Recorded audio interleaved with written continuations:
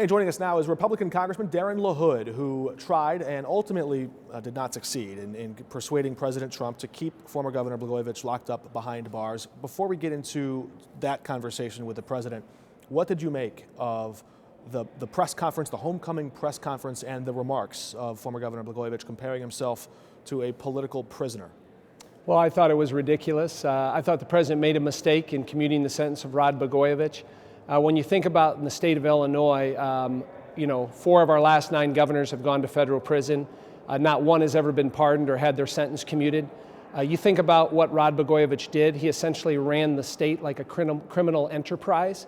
I think there is no one that is less deserving of a commuted sentence than Rod Blagojevich. So, and then we saw it yesterday. Someone that has never expressed remorse, never apologized, never said what he did was wrong, on being convicted on 18 counts of bribery, extortion, fraud, lying to the FBI. I mean, these are egregious crimes. And the other thing I would just say is, never once has there been an allegation there was misconduct on behalf of prosecutors, law enforcement, or the judiciary. This was taken all the way up to the Supreme Court.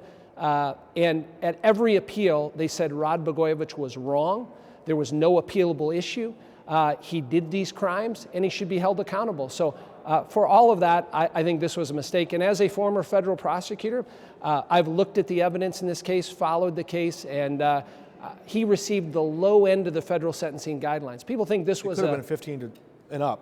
Yeah, he could have gotten 30 years under the sentencing guidelines, and he got the low end by Judge Zagel. So when I hear Rod Blagojevich talk yesterday, I think he's in an alternative universe.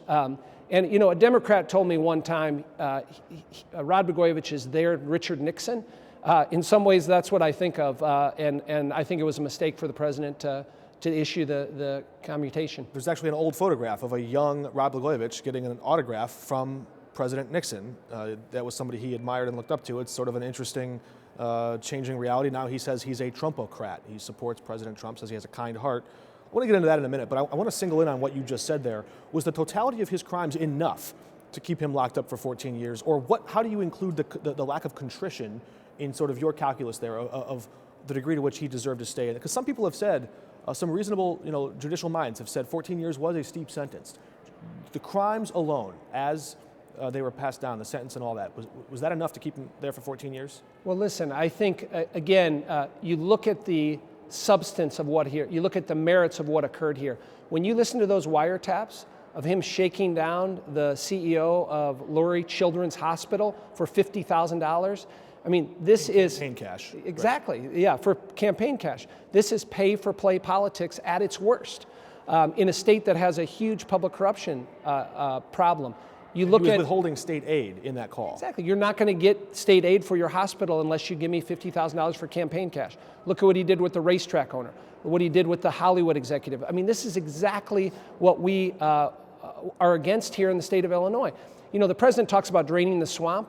Rod Blagojevich is the epitome of the swamp. And so when you look at the egregious nature of what he engaged in, the pay-for-play politics, put aside the selling of the Senate seat, him using his position to gain advantage is what is wrong with this system. And so Judge Zagel looked at the totality of those circumstances, and then he looked at, is this someone that is remorseful? Somebody that admits what they did is wrong? No, not ever. And so I think he got the appropriate sentence. And clearly, when I hear him talk today, he hasn't learned from his mistakes. He doesn't think he did anything wrong. And I think that's just appalling for our state. I understand impeachment has been litigated as it relates to President Trump, but from a matter of ethics and corruption and trust in government, compare those two instances for me. The shaking down of a children's hospital, saying I'm going to withhold state aid unless you help my campaign for re-election. I want to point something out.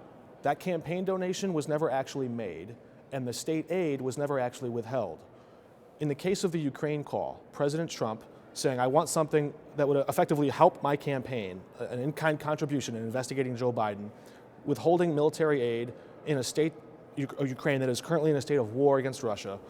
What's the difference? The aid was never withheld or only delayed. It was ultimately delivered. The campaign contribution or the investigation was never delivered.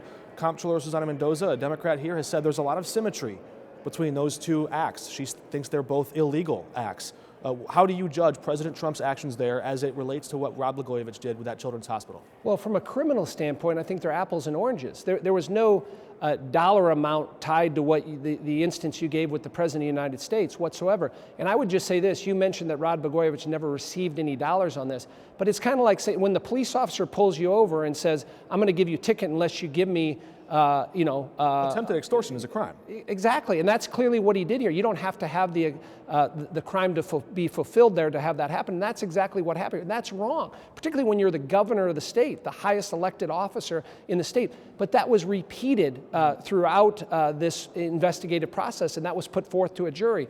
On the presidential side of things, listen, impeachment is a political process. It's not a criminal. There was no criminal violations that were brought forth by the Justice Department. There were no elements that were satisfied. Because they can't. The Justice Department said we cannot bring a charge against a sitting president. That's what impeachment exists for. But if you go back to the Clinton impeachment, lying under oath is a criminal violation. Correct. He violated those criminal elements. He was impeached for lying under oath. Same thing. Taking a campaign contribution from a foreign government is a felony as well. That's that wasn't a campaign contribution here in this particular case. I would also say this, at the federal level, when I think about impeachment, it's kind of the nuclear option, Mark. It's the last resort. It's the death penalty. Clearly the Senate analyzed that, and many of them thought what he did was wrong, inappropriate, maybe unconventional, but it wasn't impeachable offense. This wasn't something that was so treasonous or a violation of criminal statute to cause that to happen. So I think these are really apples and oranges. Well, I think the punishment is also apples and oranges. Impeachment means you just have to leave office. Rod Blagojevich was put in a jail cell for 8 years, 9 years, I guess 8 years actually. But you mentioned that Rod Blagojevich, it's clear to you that he did not learn from his mistakes. President Trump to this day still says he did nothing wrong on that call. It was a, quote, perfect call in his view. Did President Trump learn from the House impeachment? Was there some lesson for him to learn? Should he engage in that behavior again? Well, listen, I think it was a blatant political process that when going after the president, you had people. But should he do that call again? Were you okay with that call? Listen, if he was asking my advice on that, I wouldn't recommend him doing that call. I don't think that's appropriate language to engage in with a foreign leader. But do you think he's learned his lesson? Do you think he's received the message? Listen, I think yes, I do think the president will not be engaged in any more calls like that. Very interesting. The president has also been engaged in a lot of other policy moves on trade, on the economy, and he's really sort of flexing his muscle, going back to the campaign trail, trying to get reelected again. How would you pitch Donald Trump? I believe you're still a delegate for his reelection in Illinois. How would you pitch his reelection to the voters in Illinois in 2020? Well, listen, I'm actually the co-chair of his reelection here in Illinois, and I'm a proud co-chair. I didn't agree with him on the Blagojevich issue, but you look at the results that we've had in this country. Anybody that goes into the voting booth in November and asks, are they better off than they were 4 years ago? I think the answer of 90% of the people is yes. You look at the economy, lowest unemployment we've had in 50 years. There's more people working in this country than ever before. We've moved 8 million people off food stamps. Consumer confidence at an all-time high. The average middle-class family has between $4,000 and $5,000 more in their bank account. What does that mean? That means more money for putting gas in the gas tank, going on a vacation, buying a washer and dryer, getting a new backpack for your kid. It's real results, and that's been done with tax reform, a regulatory environment that lets the private sector flourish.